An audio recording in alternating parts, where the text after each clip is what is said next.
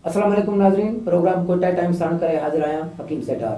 नाज़रीन, अॼु असांजे प्रोग्राम में असांजो मोअज़्ज़ज़ महिमान आहे बलूचिस्तान जो मोस्ट सीनियर सियासतदान ऐं नेशनल पार्टी जो मरकज़ी अॻवान डॉक्टर अब्दुल हई बलोच साहब। अस्सलाम वालेकुम डॉक्टर साहब। डॉक्टर साहब, सीपैक मंसूबो जुड़ी रहियो आहे। चयो वञे थो त बलूचिस्तान वॾी तरक़ी कंदो, बलूचिस्तान पंहिंजे पेरनि ते बीही वेंदो, कंहिं बि सूबे खां मदद जी इहे जेका मुफ़लिसी आहे उहा ख़तमु थींदी, मायूसी ख़तमु थींदी। तव्हां सॼी ज़िंदगी सियासत कई रहंदी आहे, तव्हां छा था सम्झो त हीउ जेको मंसूबो आहे इन सां केतिरी तरक़ी मुल्क में थींदी, ख़ासि तौर बलूचिस्तान में? तो मुंहिंजी नज़र में जेकी सूरत हाल बलूचिस्तान जो ॾिसूं था, कंहिं तरीक़े सां बलूचिस्तान जो आवाम नज़रअंदाज़ आहे ऐं कंहिं वक़्तु बि कंहिं शिकिल में बि बलूचिस्तान जो आवाम कॾहिं बि वॾा पार में न आयो आहे। कॾहिं बि इक़्तिदार जेको मंबो आहे उन में बलूचिस्तान रहियो ई न आहे। ऐं बलूचिस्तान जा मसाइल बेदर्दी सां जेके बि हुकुमरान आया माज़ी में सभिनी ऐं अॼु तक उहो मसाइल खणी था वञनि। वसाइल जे लाइ उनखे बलूचिस्तान खपे। बलूचिस्तान जो आवाम या बलूचिस्तान जी आवाम जी जेकी मुस्तक़बिल आहे उन जे लाइ को उन्हनि खे को एहसासु आहे। 2.5 साल हुकूमत कई, तव्हांजो वज़ीर आला हुयो नेशनल पार्टी जो, त सॼी अरसो जेको आहे उहो इहे चवंदो रहियो त सूबे जा जेके वसाइल आहिनि, साहिल वसाइल आहे, उन ते जेको हक़ हाकिमियत जो जेको आहे उहो असां वठंदासीं, पोइ वठी त न सघिया। मां इहो ई अर्ज़ु कयां थो त उन्हनि बि इहे ॻाल्हियूं सिर्फ़ु कयासीं जॾहिं हुकूमत में आया, जॾहिं तारीफ़ूं था करनि 18वीं तरमीम में असांखे इख़्तियार अमल ते नज़र न आयो। अमल ते का शइ बि नज़र थो अचे कि भई बलूचिस्तान खे को इख़्तियार मिलियो आहे या बलूचिस्तान असम्बली खे इख़्तियार मिलियो या बलूचिस्तान जी आवाम खे को पावर या इख़्तियार मिलियो आहे। बलूचिस्तान सां उहो ई सलूक आहे जीअं को सौतीली माउ वारी सलूक आहे या हिकिड़ो कानूनी जेको हूंदो आहे उहो कानूनी बलूचिस्तान सां सलूक आहे। ॾिसो न, बलूचिस्तान जो आवाम कॾहिं बि कंहिं सूरत में बि उनजो वजह इहो आहे जो हिकु त हिते वॾो जेको मसइलो आहे, हिकिड़ो माइंड सेट ठहियलु आहे। उहो माइंड सेट इहो आहे त भई हुकुमरानी हर सूरत में गैर जमहूरी क़ुवतुनि खे करिणो। हुकुमरान उहे आहिनि, बाक़ी तव्हां जेको बि उन सां मदद करे साथ ॾिए या उन सां बीहे, ठीकु आहे। हाणे तव्हां एतिरो अंदाज़ो कयो, तव्हां असां अॻे गैस बलूचिस्तान को बराबरि बलूचिस्तान को गैस पैदा थियो, गैस बलूचिस्तान खे कान मिलियो। बलूचिस्तान अञा तक ॿियो कोई न शइ जेको आहे हुनजे इस्तेमाल में बि तव्हां ॾिसो था, ख़ासि तौरु सख़्तु सर्दियुनि में कोटा में माण्हू तमामु परेशान आहिनि। पैदावार ऐं गैस जो जेको आमदनी बलूचिस्तान सां ई आहे। ॾिसो न, वज़ीर कोई बि हुजे, पॉलिसी जेकी ठहियलु आहे उन पॉलिसी असां मारंदा। हुन पॉलिसी इहो न आहे जो बलूचिस्तान खे ॾियनि, बलूचिस्तान खे ॾियण में हुजे 52 को गैस आमदनी न मिलियो बलूचिस्तान खे इस्तेमाल में गैस न आहे। मां हिकिड़ो तव्हांखे सरसरी मिसाल ॾियां थो। इन खां पोइ तव्हां मेन प्रोजेक्ट ते वञो, सदर प्रोजेक्ट बि बलूचिस्तान खे कुझु नथो मिले। या त जिन सां विफ़ाक़ मुआवज़ो कयो चाइना सां, उहे चीन और विफ़ाक़ उहे ॾियनि था लुटनि था, बलूचिस्तान कीअं बीठो आहे, बलूचिस्तान खे नथो मिले का शइ बि। हाणे इहो ई सूरत हाल बलूचिस्तान जी तव्हां ख़बर आहे, वॾो कोस्ट आहे, तक़रीबन 1350 किलोमीटर। हाणे हुन कोस्ट में जोग्राफी हिसाब सां मुल्क जो अधु हिसो आहे। अच्छा, हुन कोस्ट में बि फिशिंग जो तव्हांखे मालूम आहे बहितरीन दुनिया जा फिश जेके आहिनि बलूचिस्तान हार्बर ते आहे, बलूचिस्तान बंदरगाह में आहे। पर बलूचिस्तान खे उन विफ़ाक़ पंहिंजो सौदो कंदो आहे, फ़ैसिलो कंदो आहे, जेकी बि शइ उहे उन्हनि खे जेको बि हुन सां लेन देन कंदो आहे उहे खणी ईंदा आहिनि। या पोइ जेके चोरी छपे जेके ट्रॉलरनि खे इजाज़त ॾींदा आहिनि, बैन अक़वामी ट्रॉलर्स ईंदा आहिनि या पोइ उहे खणी ईंदा आहिनि। बलूचिस्तान जे मथां बि मेन सोर्स ॿुधाए थो। चौथो हाणे हिते सी पैक, हाणे सी पैक जो हालत इहो आहे कि हुन खां अॻे ज़मीनूं जेके आहिनि उहे अॻे ई बंदर बांध करे विया आहिनि। ग्वादर ज़िले जो न ग्वादर खे छॾियो अथनि, न पसनी खे छॾियो अथनि, न जीवनी खे, न ओरमाड़ा खे, उहो वेंदे लियारी तक। हाणे जॾहिं ज़मीनूं ई असां खसी विया या ज़मीनूं पंहिंजे नाले ते जेके बि ज़मीनूं आहिनि तक़रीबन जेके मुक़ामी ज़मीनदार आहिनि, मां अर्ज़ु कयां थो न, हिते ज़ाहिरा शिकिल तव्हांखे सूबे जी हुकूमत नज़र ईंदी, ज़ाहिरा तव्हांखे जेको आहे पार्लियामेंट नज़र ईंदी। अमलनि ईअं न आहे। इख़्तियारात जेके आहिनि ॿिए पासे, इख़्तियारात जेके आहिनि उहे ॾिसो न, इहे हर कोई ईंदो आहे हिते पंहिंजी हिकिड़ो पंहिंजो हिकिड़ो छोटो मोटो जेको मफ़ादात आहे। हाणे ॾिसो न, अंदाज़ो कयो न, हाणे सी पैक जो वॾो चर्चो आहे जी, बलूचिस्तान असम्बली खे इतमाद ॾिनो वरितो, जेको काउंसिल ऑफ कॉमन इंटरेस्ट में चवंदा आहिनि उनखे इतमाद ॾिनो वरितो। अच्छा, कंहिं शइ खे बि न बलूचिस्तान जी जेकी कॉम्प्रेस क़ुवतूं आहिनि सूबाई हुकूमत हिन ते किराए बि नथी करे। सूबाई हुकूमत मां तव्हांखे अर्ज़ु कयो कि हाणे अहिड़ो माहौल ठहियो आहे, अहिड़ो माहौल आहे जंहिंमें हर कोई चवंदो मां हुकूमत मुंहिंजा बसि ठीकु आहे। हुकूमत में अगरि असां वारा हुआ उन्हनि बि इहो कोशिशि कयो जेको एजेंडा इस्लामाबाद खां मिलियो उन एजेंडे जे मथां अमल कयूं बसि ख़ासि, ताकी इहे जेके असांखे मिलिया आहिनि 2.5 साल 2 साल पंहिंजो इन्हनि जे ख़िदमत में एजेंडे जे मथां अमल कयूंसीं। अमलनि न मां तव्हांखे अर्ज़ु कयो सी पैक ईअं ई आहे। हाणे सी पैक जो मां तव्हांखे अर्ज़ु ॿुधायां कि सी पैक बलूचिस्तान जे ईंदो ग्वादर ऐं बलूचिस्तान सॼो बलूचिस्तान हिते साईं रेल बि ईंदो, हिते रोड लाइन थींदो, सभु कुझु मूंखे ॿुधायो त हिकदमि त अंदाज़ो कयो बदनीअत जो इंतिहा आहे कि बलूचिस्तान में ॿिए के छॾो ग्वादर जेको शहर जंहिंजे लाइ वॾो चर्चो आहे उते पीअण जो पाणी न आहे, पीअण जो पाणी वॾो मसइलो आहे। ऐं हुते को यूनिवर्सिटी सेट न कयो आहे, हिकिड़ो यूनिवर्सिटी टेक्निकल अदारा ईंदड़ मखलूक जे लाइ पहुचाईंदे न, असां ठीकु न था असांजे लाइ न आहे। अगरि असांजे लाइ हुजे कम अज़ कम 40 साल पूरी चर्च हले थो ग्वादर तो हिन वक़्त तक त असांजा सभु हिकिड़े हिते तक़रीबन इहो बलूचिस्तान जा वसाइल बलूचिस्तान जे लाइ थियनि 100% हिते जेको आहे टेक्निकल माण्हू इंजीनियरिंग हर शोबे में ज़िंदगी हर शोबे में प्रोफेसर हर ज़िंदगी शोबे माण्हू मिलंदा कनि। हीअ को अजीबो ग़रीब सूरत हाल आहे कि बलूचिस्तान खे तव्हां को अदारो न ॾियो, न को तालीम अदारो, न फनी अदारो आहे, टेक्निकल अदारो आहे।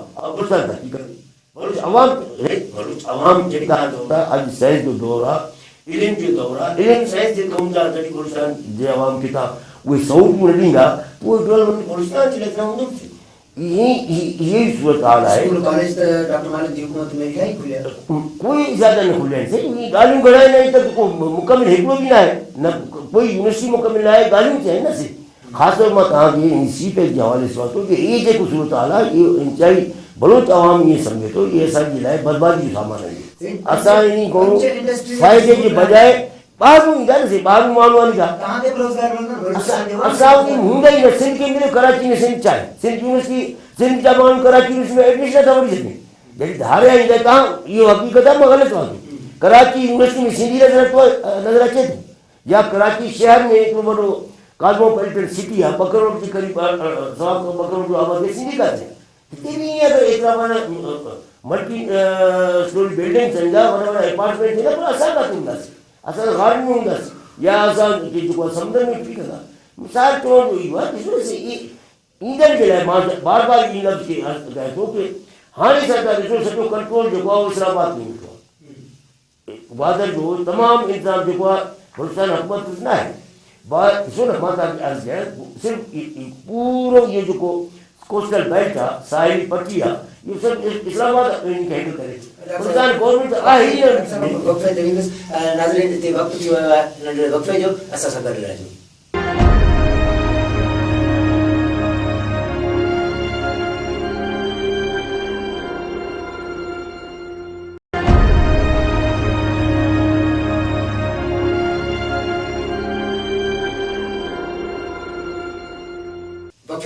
प्रोग्राम कोटा टाइम में बलिकार जी डॉक्टर साहब बलूचिस्तान के पिक्चर में आई न सही बलूचिस्तान काथे सॼो कंट्रोल जॾहिं इस्लामाबाद करे थो अमन अमान जो कंट्रोल ज़ाहिर चवंदा आहिनि जो अमन अमान सूबे जो मसइलो अमन अमान देखो जेके इस्लामाबाद जी क़ुवतूं उहे कंट्रोल ग्वादर खे बि कनि था ऐं पूरे साहिली पट्टी खे पूरे ज़िले खे कंट्रोल था कनि ऐं ज़िले में जेकी ज़मीनूं अॻे मां तव्हांखे अर्ज़ु कयो धारण खे ॾिनो अथनि कराची पंजाब बिलख़सूस या अफ़गान मुहाजिरीन हुनखे ॾियनि था।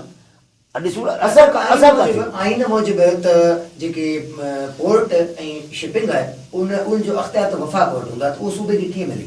पोर्ट ॾिसो पोर्ट जो इख़्तियार पंहिंजी आहे हिते उन जे लाइ बि जेको इहो मुतालबो रहियो आहे बलूच अवाम जो बलूचिस्तान जो जेको इहो मुतालबो रहियो त भई पोर्ट वग़ैरह इहे जेके क़ौमी आज़ादी खे मिले इहो कोई मुतालबो रहियो आहे इहो त हक़ीक़त पंहिंजनि 8वीं तरमीम में बि इहो मुतालबो कयो लेकिन कोई ॿुधंदो न आहे न सिंध वाल इहो आहे असांजे लाइ छा पोज़ीशन आहे असां पंहिंजी पोज़ीशन ॾींदासीं न भई असांजे लाइ सियासी मसइलो आहे बलूचिस्तान खे उनखे हल नथा करणु चाहिनि उनजे लाइ ताक़त इस्तेमालु था कनि भरपूर ताक़त सां चवंदा असां मसइले खे हल कंदासीं ख़ालिस्तनि सियासी मसइलो आहे बलूचिस्तान अवाम चए थो की मूंखे पंहिंजे साहिल वसाइल इख़्तियारात मिलनि उहे नथा मिलनि ग्वादर पोर्ट जो इख्तियार बलूचिस्तान चाहे तो मूंखे मिले, उहो नथो मिले। तव्हांजे साम्हूं इहे सभु ॻाल्हियूं त असां ईअं नथा कयूं। इहो हक़ीक़त आहे पंचायत जे कि तमामु इख्तियारात सॼे ग्वादर जो, पूरे ज़िले जो, पूरे साहिली पट्टी जो इख्तियारात इस्लामाबाद वटि। तव्हां कहिड़ी सलाह ॾींदो त हे जेको सीटेक मनसूबो आहे त गवादर जो तव्हां मुतालबो कयो था त उनजो जेको कंट्रोल आहे उहो सूबे खे मिले, पोर्ट जो, शिपिंग जो, इहो जेको अख़्तियार आहिनि उहे सूबाई हुकूमत खे मिलनि? साईं वॾी ॻाल्हि इहो आहे, सभ खां पहिरीं असांखे इहो असांजो क़ौमी तशख़ुस बचे न शुनाख़्ती न रहंदो।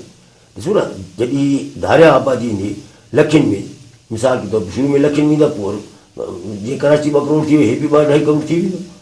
असां वटि धरती खोड़ आहे, धरती खोड़ आहे, वसाइल खोड़ आहे, यानी समुद्री वसाइल, ज़ेर ज़मीनी वसाइल, मिसाल हर वसाइल बलूचिस्तान में। ऐं बलूचिस्तान अमीर तरीन क़ौमी वाहिदत आहे, ऐं हुननि जो बि मनसूबो इहो आहे बलूच अवाम खे नज़रअंदाज़ कयो, बलूच अवाम जे वसाइल खे खपायो, वसाइल जे मथां कंट्रोल कयो, वसाइल वठो, ऐं जेको उनजो स्ट्रेटेजिक पोजीशन आहे बलूचिस्तान, उन खां फ़ाइदो खणो। जो पोलिटिकल जेकी अहमियत आहे बलूचिस्तान जी, उन खां फ़ाइदो कयो। बलूच अवाम खे न कुझु बि न, बलूचिस्तान अवाम जे लाइ का शइ न आहे। बलूच अवाम जे लाइ इहो हिकिड़ी शइ आहे कि धारिया आबादी ईंदो, बलूच अवाम बर्बादु थींदो। इहे जेको मनसूबो आहे मुंहिंजी नज़र में हे असांजी तरक़ी ऐं ख़ुशहाली जे लाइ न आहे। बलूचिस्तान जी मां अॻे ॿ 3 मिसालूं तव्हांखे ॾिनुसि, गैस जो ॾिनुसि, संदर प्रोजेक्ट ॾिनुसि, फिशिंग जेको असां वटि माहीगीरी आहे बलूचिस्तान जो, उन जो आमदनी जो तव्हांखे ॿुधायो।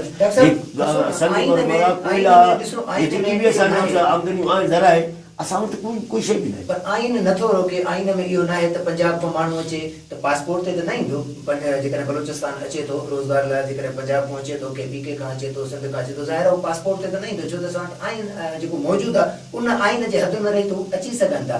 पर बलूचिस्तान जी अवाम खे अक़लियत खां बचाइण लाइ कहिड़ी हिकमत अमली हुजणु घुरिजे? असांखे हिकिड़ी शइ अर्ज़ु कंदे कि बाबा ॾिसो, इहे जेकी बि आइन आहे, इन आइन जे मथां तॾहिं करे त बलूचिस्तान जी अक्सरियत क़ौमी असम्बली में उन वक़्तु जो 1972 में जेके नुमाइंदा हुआ उन दस्तख़त न कई, हिन करे न कई न जी। जेकी तव्हां हाणे सुवाल कयो था, उहो त सिर्फ़ु तव्हां न कई न, नवाब मरी बरूम न कई, हाणे इन दुनिया में न आहे, जनीफर काज़ी मूंसां उन न कई, अक्सरियत न कई, अक्सरियत न कई, तो इन करे न कई न। तो इन में ॾिसो न असां कीअं बचंदासीं जॾहिं तव्हां पाण मिसाल ॾियो भाई आइन में जेको अचे आबाद थिए, आख़िर कंहिं वाहिदत में हिन जा पंहिंजी हिकिड़ी तारीख़ आहे न आहे। बलूचिस्तान जी पंहिंजी तारीख़ आहे, पंहिंजी कल्चर आहे, ज़ुबान आहे, सकाफ़त आहे, सदियुनि खां आहे। सिंध जी पंहिंजी तारीख़ आहे, सकाफ़त आहे, सदियुनि खां ईअं पंहिंजो कल्चर आहे। ईअं हर क़ौमी वाहिदत जो क़ौमी कल्चर जेको आहे हुनजो पंहिंजो कल्चर आहे, हुनजी पंहिंजी सरज़मीन आहे। हाणे अगरि इन शइ खे असां मुंहिंजी अर्ज़ु कंदो, अगरि असां दस्तूर में इन हक़ीक़त खे बि तस्लीम करण जे लाइ तयारु न आहियूं, त मां इहो ॿुधायो पोइ इहो दस्तूर कीअं सभ जे लाइ क़ाबिल क़बूल आहे? यानी तव्हांखे इहो हक़ बि न आहे जो तव्हां यानी बलोच, सिंधी, पख्तून, सिराकी उनजी पंहिंजे धरती मथां हुनजो इख़्तियार न हुजे, हुनजो वस न हुजे, हुनजे हथ में हुनजा वसाइल न हुजे, हुनजी पंहिंजी क़ौमी तशख़ुस बर्बादु थिए। इन वक़्तु ॾिसो त तव्हां सभु वधीक जेको क़ौमी तशख़ुस ख़तरो आहे उहो सिंध ऐं बलूचिस्तान खे आहे। बलूच ऐं सिंधी जेको आहे हुनजी क़ौमी तशख़ुस जेको आहे बिल्कुलु ख़तरे, हुनजे क़ौमी ॿोलियूं बि हली वेंदा, हुनजी कल्चर हली वेंदो, हुनजी सकाफ़त हली वेंदो, पोइ फ़ाइदो कहिड़ो? मां तव्हांखे ॿुधाई इहा तरक़ी कीअं, इन तरीक़े खे केरु क़बूल कंदो? को बि जी शऊर बलूच मां सम्झां थो हिन तरक़ी खे कॾहिं बि क़बूल न कंदो। ऐं जॾहिं करे इहो ख़ामोशी न आहे, जबर जो निज़ाम हले थो, काॾूं ख़ामोशी आहे? अर्ज़ात तव्हां हिकिड़ो माहौल, हिकिड़ो ख़ौफ़ हरास जो माहौल आहे, रियासती ताक़तूं कंट्रोल था रखनि, सभु कुझु मुंहिंजे हथ में आहे। इहे रायमा जो को एॾी आज़ादी न आहे असां वटि, रायमा जी आज़ादी न आहे, मीडिया आज़ादु न आहे। तव्हां ॾिसो जेतिरो सभु कुझु बलूचिस्तान में थिए थो, मीडिया में किथे आहे? बलूचिस्तान जे लाइ जेतिरी बि ज़ुल्म बर्बरियत बलूचिस्तान में हले थो, जेतिरी बेपनाह ताक़त इस्तेमालु थिए थो, उनजो को ज़िक्र ई न आहे, न मीडिया में आहे, न काची कंहिं अहम जॻह ते।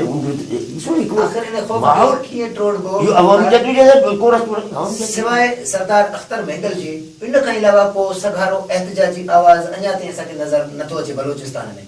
हालांकि बलूचिस्तान में कॉमप्रस पार्टियूं मौजूदु आहिनि, जीअं सिंध में जेकॾहिं इन क़िस्म जा इशूज़ ईंदा आहिनि, कालाबाग डैम या बादशाह डांगिया, अहिड़ा के जेके बि इशूज़ आया त सिंध जा कॉमप्रस त बेशक उन वटि का पार्लियामेंट जी हैसियत न आहे, उन बावजूद उहे उन वक़्तु इतिहाद अची थी वेंदो ऐं गॾिजी ताक़त थींदा आहिनि, उन मनसूबे ख़िलाफ़ जिदोजहद कंदा रहंदा। बलूचिस्तान में इहा शइ असांखे नज़र नथी अचे। तव्हां सवाल ॾाढी सुहिणी सवाल कयो, सही कयो, चयो जो असां बि हिते बलूचिस्तान में बि जेके बि धुरूं सम्झनि था कि भई इहो सी पैक ज़रिए असांजी बर्बादी थींदी, असांजी क़ौमी तशखुल बर्बाद थी वेंदो, असांजो कल्चर सकाफ़त ज़ुबान हर शइ असां वेंदो, बल्कि धारिया आबादी लखनि में अचे हिते आबाद थींदो, 2 करोड़ हुजनि, 2.5 करोड़ 3 करोड़।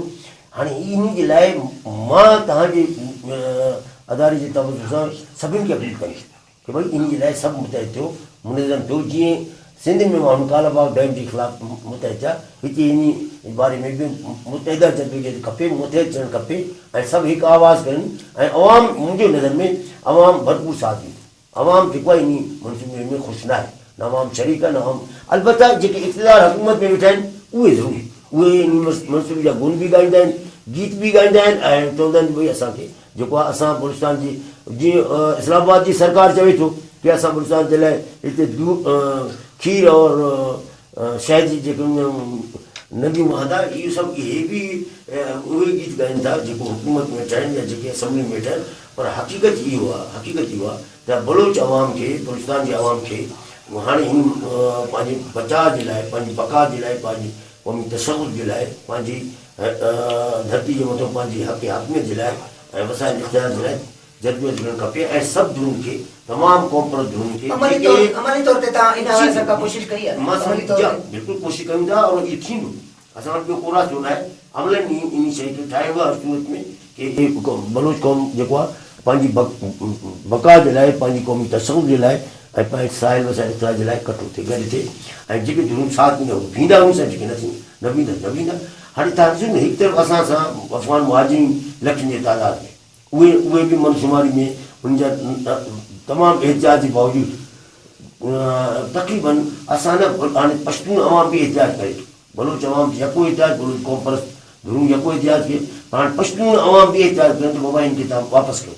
इन जा शिनाख़्ती कार्ड या शहरियत जेके बि डॉक्यूमेंट्स आहिनि, जेके बि इन ठाहिया आहिनि, उहे सभु कैंसिल कयो, इन जा जाइदादूं जेके आहिनि उहे ख़तमु कयो। छो जो धारे ॾिसो न गैर मुल्की उन्हनि खे हिते जाइदाद वठण जो हक़ ई न, को पुछे ई नथो।